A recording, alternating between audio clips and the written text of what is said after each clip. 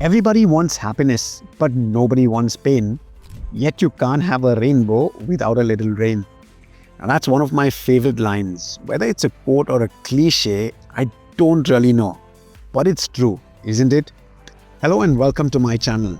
I'm Ashford, and today we're talking about happiness and why it's not the most important thing in your life. I know that sounds totally odd. But you know what? Stay with me as I reason this with you. And we'll do this through the Socratic method, one of the most powerful thinking tools ever developed. We'll question the claim, challenge the assumption, we'll look at the evidence, and explore implications and see where it leads us. So let's jump in. Questioning the claim. Now we've been told over and over again that happiness is the most important thing in life. I mean, it's everywhere. In the movies we watch, in the ads that pop up on our screens, even in casual conversations with friends and family, the message is pretty loud and clear. You should be happy. You deserve to be happy. And if you're not happy, then something's wrong. And honestly, who wouldn't want to be happy? Nobody wakes up in the morning thinking, I hope today is terrible. We all want to feel good. But here's where we need to pause. If happiness is the most important thing, why does it feel so temporary? Now think about the last time you got something you really wanted.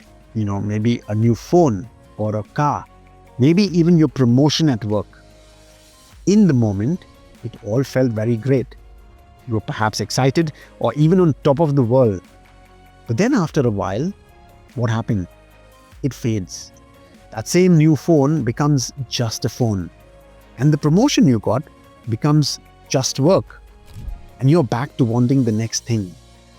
The feeling doesn't last because happiness, as we usually experience, is just a feeling. And feelings change. They rise and fall like the waves. They are real, but they are not constant. So if happiness is just a feeling and feelings are temporary, can it really be the most important thing in life? Well, let's challenge assumptions and look at the evidence. Let's take it a step further. If happiness is all about feeling good, what happens when life gets hard? When you face disappointment? When you lose something or someone you care about? When life throws something at you you never saw coming? Now, if happiness is the goal, then those moments feel like failure. Like you've missed the point. But what if those moments are part of something bigger? There are times in life when we choose to do things that aren't easy or comfortable, but we do them anyway. Not because they make us happy in the moment, but because they're worth it. I mean, think about it. A parent doesn't stay up all night with their child because it makes them feel good.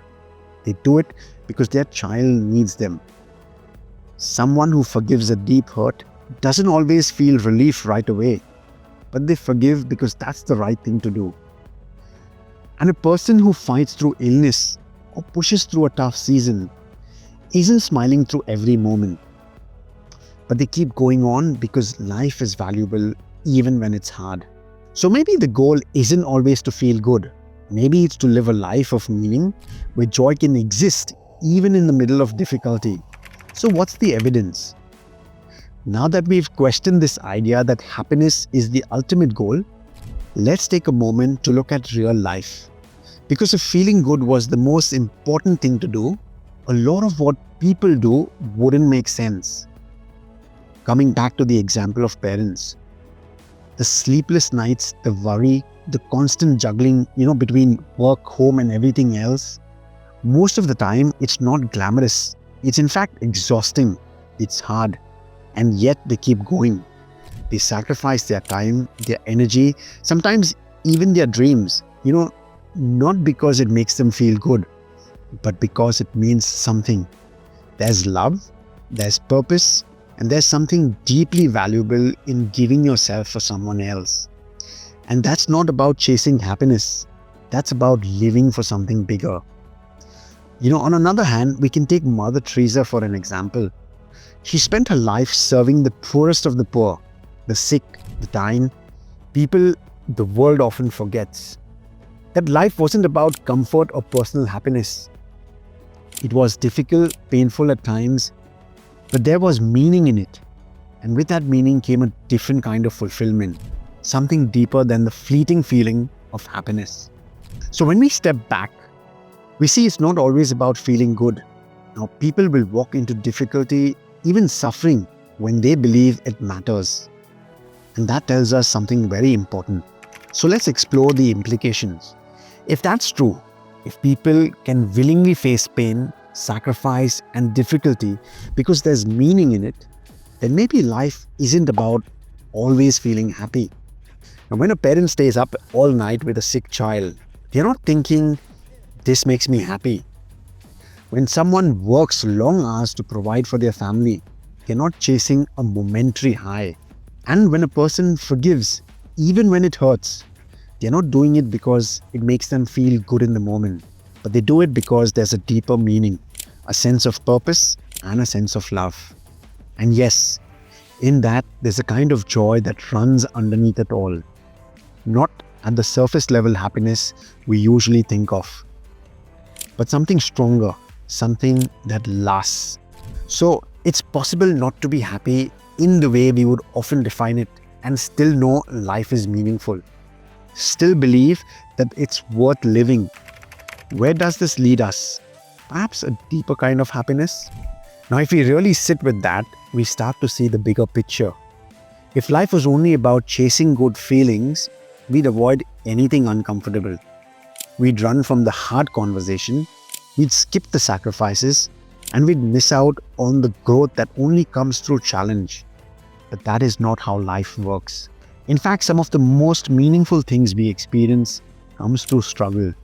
The victories after failure, the healing after brokenness, the wisdom after mistakes.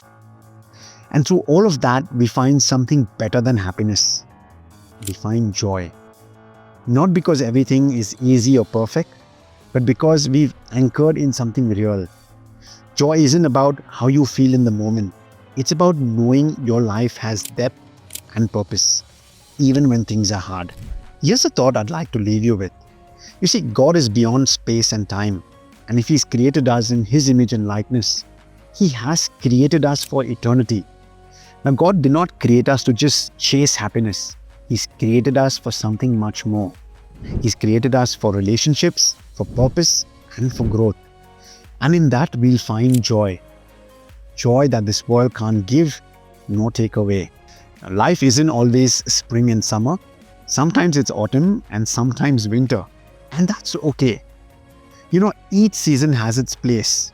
We grow in all of them. You may want happiness without pain, but remember what I said at the start. You can't have a rainbow without a little rain.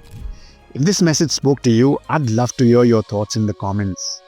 Like, share, and don't forget to subscribe, as this helps me and my channel. Until next time, take care and God bless.